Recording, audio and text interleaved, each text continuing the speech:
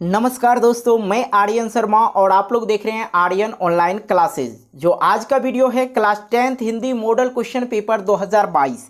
इसमें टोटल प्रश्नों की संख्या 40 है और आप लोग को 1 से लेकर 40 तक के प्रश्नों में से आप कितने प्रश्नों का आंसर जानते थे ये हमें कमेंट बॉक्स में कमेंट करके बताएंगे। भाई आपको इससे बेनिफिट होगा कि आप कितने प्रश्नों का आंसर पहले से जानते थे। आप अपने आप को नाप सकते कि हम कितना जान रहे हैं और मेरा जो है तैयारी कितना है, ये चीज़ जान सकते हैं। इसलिए आप हमें अंत में कमेंट करके ज़रूर बताइएगा कि सर हम इसमें से लगभग 20, 25, 30, 40 जितने भी प्रश्न है सभी का आंसर जानते थे। ठीक है, तो भाई कमेंट करके बाद में बताना। ये सेट 1 है और इसमें 1 से लेकर 40 तक प्रश्न है और 1 से 40 तक के प्रश्न जो है बहुत ही ज़्यादा महत्वपूर्ण है, इसलिए वीडियो को इग्नोर ना करें, शुरू से लेकर अंत तक देखें। चलो भाई स्टार्ट करते हैं।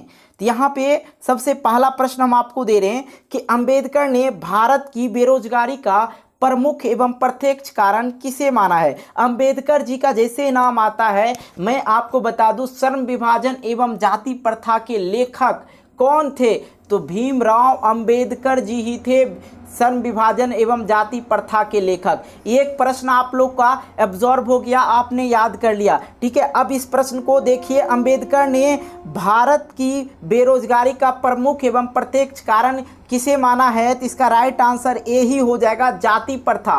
श्रम विभाजन एवं जाति प्रथा को हमने बिल्कुल डिटेल में देखा है, बिल्कुल डिटेल से आप लोग को बताया। अगर नहीं देखे तो भाई इसी वीडियो के नीचे डिस्क्रिप्शन बॉक्स में लिंक मिल जाएगा जहां से आप लोग जाके देख सकते हो। अब बात यहां पर कि भारत की बेरोजगारी का प्रमुख जो कारण है, जाति प्रथा को ही क्यों माने थे भीमराव अंबेडकर जी, तो मैं आपको एक छोटा सा बात बताता हूँ, आपको समझ में आ जाएगा। जैसे कि मान लिया जाए कोई हलवाई है, वो जलेबी छांकता है, समोसा बेचता है या हलवाई वाला काम करता है। ठीक है, हलवाई जात से हैं तो वो वही काम करते क्योंकि उनको लगता है कि मेरा जन्मजात जो काम है यही है। तो जाति प्रथा को ही बेरोजगारी माने थे कौन, भीमराव अंबेडकर जी। ठीक है, इसको डिटेल से हमने बनाया है, जरूर देखना आप लोग। ठीक है, चलिए अगला प्रश्न को देखते हैं। अगला प्रश्न हमारे पास है कि सभ्य समाज की आवश्यकता है, तो सभ्य समाज की जो आवश्यकता है वो है जाति प्रथा को। सभ्य समाज की आवश्यकता क्या है, जाति प्रथा। इसका राइट आंसर बी करना है। ठीक है भाई, अगला प्रश्न देखो। अगला प्रश्न है हु आर शुद्धर्थ किसकी रचना है, तो इसका जो राइट आंसर करना है तीसरे नंबर का सी करना है। भीमराव अंबेडकर जी लिखे थे हु आर शुद्धर्थ, किसकी रचना है, तो भीमराव अंबेडकर जी का। अगला प्रश्न हमारे पास है चौथा नंबर, विष के दांत कहानी के प्रमुख पात्र कौन थे, ये भी पूछे जाते हैं। तो यहाँ पे ऑप्शन है ए गिरधर, ऑप्शन बी है सेन साहब, ऑप्शन सी है खोखा और ऑप्शन डी जो है सेन साहब की पत्नी। तो इसका जो राइट आंसर हो जाएगा सी हो जाएगा, खोखा जो थे विष के दांत के प्रमुख पात्र थे। अगला प्रश्न हमारे पास है 5वां नंबर, बहुत ही मजेदार प्रश्न है। झोपड़ी और महल की लड़ाई में अक्सर कौन जीतता है, तो भाई झोपड़ी डेट मीन्स क्या हो गया, वो गरीब हैं। झोपड़ी वाले क्या होते हैं, गरीब होते हैं, जिसकी वजह से घर नहीं बना रहे ना।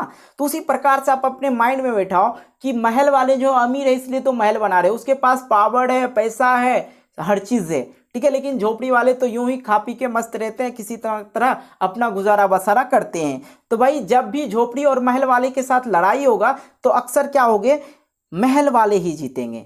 अगला प्रश्न हमारे पास है 6ठा नंबर, कह रहा सच्चा भगत लिखा हुआ यहाँ पे, लेकिन यहाँ पे भारत होना चाहिए। भारत कहाँ बसता है, तो आपको मैं बता दूं भारत को गांव का देश बोला जाता है, इसलिए भारत, सच्चा भारत कहाँ बसता है, तो गांव में। इसका राइट आंसर ए करना है। ठीक है, अगला प्रश्न हमारे पास है 7वां नंबर और 7वें नंबर को देखिए, भारत से हम क्या सीखे, पाठ गद्य की कौन सी विद्या है। ये जो पाठ है गद्य की कौन सी विद्या है, तो इसका जो राइट आंसर हो जाएगा भाषण थे। ये क्या थे, भाषण थे। भारत से हम क्या सीखे। अगला प्रश्न 8वें नंबर, दूसरे के इशारे पर भटकने वाले लोगों को क्या कहते हैं। भैया दूसरे के बात पे जो चलेगा उसको तो हम मूर्ख ही बोलेंगे। ठीक है, तो इसको यहाँ देखिए, विद्वान तो बोलेंगे नहीं, ज्ञानी तो दूसरे के बात पे चलेंगे नहीं, भले लोग तो बिल्कुल नहीं चलेंगे। तो इसका राइट आंसर हो जाएगा मूड। ठीक है, मूड जो है वो मूर्ख का ही भाषा है, पर्यायवाची शब्द है। ठीक है, आप लोग चेक कर सकते हैं। तो यहाँ पे मूर्ख इसका राइट आंसर हो जाएगा, इसका राइट आंसर सी हो गया। अगला प्रश्न हमारे पास है 9 नंबर, कह रहा मैक्स मूलर के पिता का क्या नाम था, वेल हेल्म मूलर। इसका राइट आंसर करेंगे विल्हेल्म मूलर। इसका राइट आंसर सी हो जाएगा। देखिए ऑप्शन एक ही तरह से दे रखा है, ठीक है, इसी तरह बोर्ड परीक्षा में भी देगा, तो इसलिए ध्यान से याद रखना है, ठीक है भाई। अगला प्रश्न देखो 10वें नंबर और कह रहा कट और केन का जर्मन भाषा में किसने अनुवाद किया। कट और केन का जर्मन भाषा में किसने अनुवाद किया 10वें नंबर का, ठीक है। यहाँ पे इसका राइट आंसर हो जाएगा मैक्स मूलर जो थे कट और केन का जर्मन भाषा में अनुवाद किए थे। अगला प्रश्न परंपरा का मूल्यांकन के रचनाकार कौन है। परंपरा के मूल्यांकन का रचनाकार कौन है, तो इसका राइट आंसर हो जाएगा ए रामविलास शर्मा, ठीक है। अगला प्रश्न हमारे पास है 12 नंबर एक पतंग अनंत में किसकी रचना है। एक पतंग अनंत में किसकी रचना है, तो 12 नंबर का आप लोग को आंसर करना है डी अशोक वाजपेयी। अगला प्रश्न हमारे पास है 13 नंबर अशोक वाजपेयी का जन्म कब हुआ था। तो यहाँ पे आप लोग देखेंगे सभी जगह 16 जनवरी है, बोर्ड परीक्षा में कंफ्यूज करने के लिए इसी तरह दिया जाता है, तो याद रखना है 16 जनवरी 1941 ईस्वी में इसका राइट आंसर हो जाएगा बी। अगला प्रश्न आइए 14 नंबर को देखते हैं। कह रहा मछली शीर्षक पाठ के लेखक कौन है। मछली शीर्षक पाठ के लेखक कौन है, तो 14 नंबर का राइट आंसर करना है सी विनोद कुमार शुक्ला। भाई वीडियो को लाइक नहीं की तो यार वीडियो को लाइक जरूर करना, आपका एक लाइक मुझे मोटिवेट करता है एक नई वीडियो बनाने के लिए, इसलिए जितना हो सके जितने देख रहे हो भाई सभी वीडियो को लाइक करके ही जाना और हो सके दोस्तों के साथ शेयर भी कर देना। अगर हाँ आप इस चैनल को पहली बार देख रहे हो तो चैनल को सब्सक्राइब करके नोटिफिकेशन बेल को प्रेस कर लेना, क्योंकि इसी पे आप लोग को नया से नया अपडेट नया से नया क्वेश्चन आप लोग को देखने को मिलेगा, इंपॉर्टेंट से इंपॉर्टेंट नोट्स। और हाँ इसका पीडीएफ भी आप लोग को बिल्कुल फ्री दिया जाएगा, आप हमारे टेलीग्राम चैनल को ज्वाइन कर सकते हैं, नीचे डिस्क्रिप्शन बॉक्स में लिंक दे रखे हैं। अगला प्रश्न हमारे पास है 15 नंबर गुरु नानक कौन थे। गुरु नानक जी जो थे वो सिखों के 10वें गुरु थे, इसका राइट आंसर ए हो जाएगा। अगला प्रश्न हमारे पास है 16 नंबर दे रखा है जप्पू जी किसकी रचना है। जप्पू जी किसकी रचना है, इसका जो राइट आंसर हो जाएगा आप लोग का सी। अगला प्रश्न हमारे पास है नाखून क्यों बढ़ते हैं। नाखून क्यों बढ़ते हैं, तो हिंदी की कौन सी विधा है, ठीक है, ये पूछ रहा है। 17 नंबर का आप लोग का राइट आंसर हो जाएगा ए ललित निबंध है, ठीक है। अगला प्रश्न हमारे पास है 18 नंबर विरह लीला किसकी रचना है। 18 नंबर में है विरह लीला किसकी रचना है, आंसर करना है सी घनानंद जी का। अगला प्रश्न हमारे पास है 19 नंबर घनानंद जी का जन्म कब हुआ था, ठीक है, घनानंद जी का जन्म कब हुआ था, इसका राइट आंसर करना है 1889 ईस्वी के आसपास, ठीक है, एग्जैक्ट नहीं दे रखा है, 1889 ईस्वी के आसपास ही मारना, ठीक है। अगला प्रश्न हमारे पास है स्वदेशी। स्वदेशी कविता किससे संकलित है। स्वदेशी कविता किससे संकलित है, इसका राइट आंसर हो जाएगा प्रेमधन सरस्वती। अगला प्रश्न हमारे पास है 21 नंबर दही बाली मगम्मा किस भाषा से अनुदित है। दही बाली जो मगम्मा थी किस भाषा से अनुदित है, इसका जो राइट आंसर हो जाएगा 21 नंबर का बी हो जाएगा कन्नड़ भाषा से, इसका राइट आंसर बी हो जाएगा। अगला प्रश्न हमारे पास है टॉल्स्टॉय कौन थे। टॉल्स्टॉय कौन थे, तो 22 नंबर का जो राइट आंसर हो जाएगा सी हो जाएगा, रूसी के लेखक थे। अगला प्रश्न हमारे पास है नौबत खाने में इबादत पाठ के केंद्र हैं। नौबत खाने में इबादत पाठ के केंद्र हैं, तो 23 नंबर का जो आप लोग का राइट आंसर हो जाएगा सी हो जाएगा बिस्मिल्लाह खां।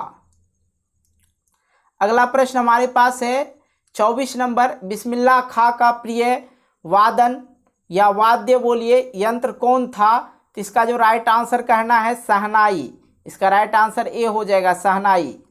अगला प्रश्न हमारे पास है अक्षरों की कहानी किसकी रचना है, तो इसका जो राइट आंसर हो जाएगा बी हो जाएगा गुणाकर मूले।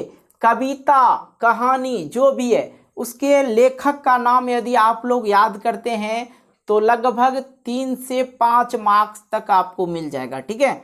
तो भाई अगला प्रश्न है शिक्षा और संस्कृति किन की रचना है? शिक्षा और संस्कृति किन की रचना है? तो इसका जो राइट आंसर हो गया सी, महात्मा गांधी का। अगला प्रश्न 27 नंबर, बहादुर को लेखक के घर कौन लाया? बहादुर जो थे उनको लेखक के घर कौन लाया? आंसर हो जाएगा लेखक के साला ने। इसका राइट आंसर बी हो जाएगा। अगला प्रश्न हमारे पास है 28 नंबर, सुजाता का वास्तविक नाम क्या था? सुजाता जो था उनका वास्तविक नाम क्या था? रियल नेम क्या था? एस रंगराजन। इसका जो नाम था रियल, एस रंगराजन।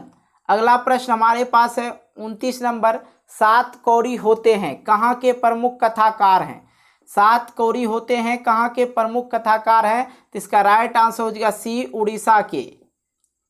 अगला प्रश्न हमारे पास है 30 नंबर, मगम्मा किस शहर में दही बेचा करती थी? मगम्मा जो थी किस शहर में दही बेचा करती थी? इसका राइट आंसर सी हो जाएगा, बेंगलोर में। अगला प्रश्न हमारे पास है 31 नंबर, कह रहा पूर्वज लक्ष्मी के लिए कितना खेत छोड़ गए थे? पूर्वज मीन्स जो बुजुर्ग होते हैं, दादाजी के दादाजी, इस तरह से ही बोलिए, ठीक है। तो इसका जो राइट आंसर हो जाएगा, लक्ष्मी के लिए कितना जमीन छोड़ गए थे पूर्वज? इसका राइट आंसर हो जाएगा सी, 1 बीघा। अगला प्रश्न हमारे पास है, मंगू कब से पागल था? जो मंगू था कब से पागल था? जो मंगू थी वो जन्म से ही पागल था, ठीक है। अगला प्रश्न हमारे पास है 33 नंबर, गुरु नानक की भेंट किस मुगल बादशाह से हुई थी? गुरु नानक जी को भेंट किस मुगल बादशाह से हुई थी? इसका राइट आंसर हो जाएगा ए, बाबर से, ठीक है भाई। अगला प्रश्न हमारे पास है 34 नंबर, मछली शीर्षक पाठ साहित्य की कौन विद्या है? मछली पाठ शीर्षक जो है साहित्य की कौन विद्या है? तो इसका राइट आंसर हो जाएगा कहानी थे। क्या थे? कहानी थे। अगला प्रश्न हमारे पास है 35 नंबर, हम बार बार नाखून क्यों काटते हैं? तो इसका जो राइट आंसर हो जाएगा बर्बता सापन हेतु, समापन हेतु, ठीक है। बर्ता समापन हेतु, इसका राइट आंसर बी हो जाएगा। अगला प्रश्न हमारे पास है 36 नंबर, और 36 नंबर है, नागरी लिपि पाठ साहित्य की कौन विधा है? तो 36 नंबर का जो आप लोग का राइट आंसर हो जाएगा ए हो जाएगा, निबंध। अगला प्रश्न 37 नंबर, पठित पाठ के आधार पर बतलाएं कि मोटर कार को खतरा किससे हो सकती है? जो पठित पाठ है जिसमें आपने पढ़ा था, बतलाना है कि मोटर कार को खतरा किससे हो सकता है, और ये कहानी है और इसमें बताया गया था खोखा से, ठीक है। इसका राइट आंसर हो जाएगा डी। अगला प्रश्न हमारे पास है 38 नंबर, भाईचारे का दूसरा नाम क्या है? जो भाईचारे थे उसका दूसरा नाम क्या है? ऑप्शन आपको 4 मिल रहा है, शर्म, सहयोगी और शर्म, और डी जो ऑप्शन है सहयोगी, और ऑप्शन ए जो है राजतंत्र, और ऑप्शन बी है लोकतंत्र। तो इसका राइट आंसर बी हो जाएगा, लोकतंत्र। अगला प्रश्न हमारे पास है, भारत की सर्वाधिक आबादी कहाँ बसती है? भारत की जो सर्वाधिक आबादी है कहाँ बसती है? तो गाँव में, क्योंकि मैंने पहले बताया था भारत को गाँव का देश बोला जाता है। अगला प्रश्न हमारे पास है 40 नंबर, वारेन हेस्टिंग्स कहाँ के गवर्नर जनरल था? तो इसका जो 40 नंबर का राइट आंसर हो जाएगा बी हो जाएगा, भारत के। तो वही मैंने 1 से 40 तक के सभी प्रश्नों का आंसर भी करवा दिया। अब आप लोग को बताना है कमेंट करके कि आप लोग इससे पहले कितने प्रश्नों का आंसर जानते थे।